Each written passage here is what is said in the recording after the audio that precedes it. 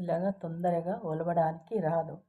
కాబట్టి దీన్ని ఇలా కట్ చేసుకొని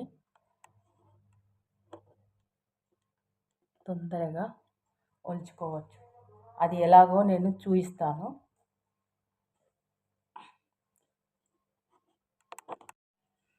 మక్క బుట్టలు మెత్తగా ఉంటాయి కదండి. ఒక లైన్ తీసేస్తే గబగబా వచ్చేస్తుంది. అందుకే అది ఎలా తీయాలో నేను చూపిస్తాను. దాన్ని కట్ చేసేసి మక్క బుట్టను కట్ చేసి ఒక లైన్ తీసేసామనుకోండి, తొందరగా తీసేసుకోవచ్చు విత్తనాలు. ఇలాగా కట్ చేసి విత్తనాలు తీసేసుకోవచ్చు. మెత్తగా ఉంటుంది కదా, గబగబ రాదు.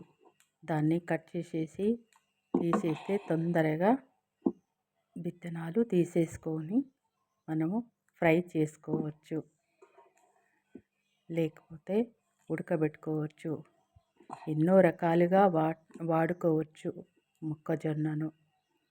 చాలా టేస్టీగా, చాలా మధురంగా ఉంటుంది.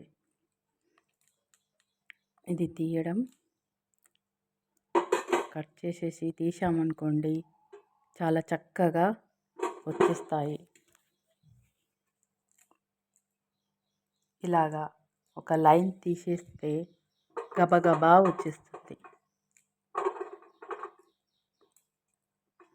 చక్కగా వస్తుంది.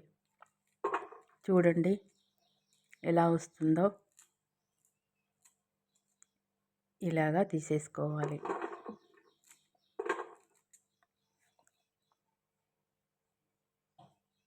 ఇలాగ అన్నీ ఒలుచుకోవాలి.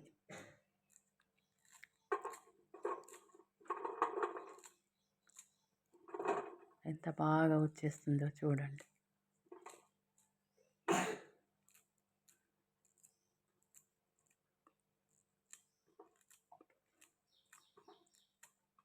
వచ్చేసింది మొత్తం. ఇలాగే ఇంకొక రెండవ భాగాన్ని కూడా ఇలాగే ఒలుచుకోవాలి.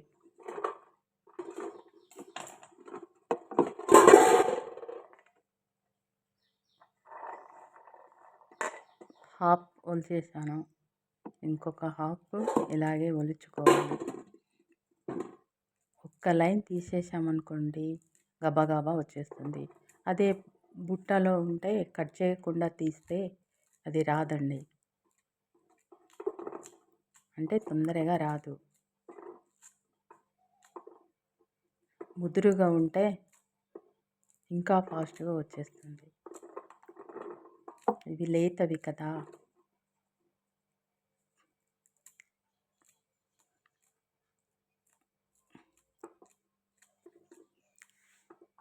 ఇలాగా ఏం చక్కగా అన్నీ వచ్చేసాయి.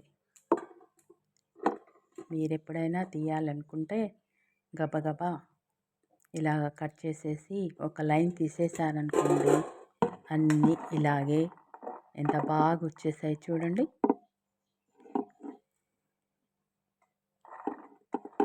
ఇలాగా ఒలుచుకోవచ్చు మక్క బుట్టలను.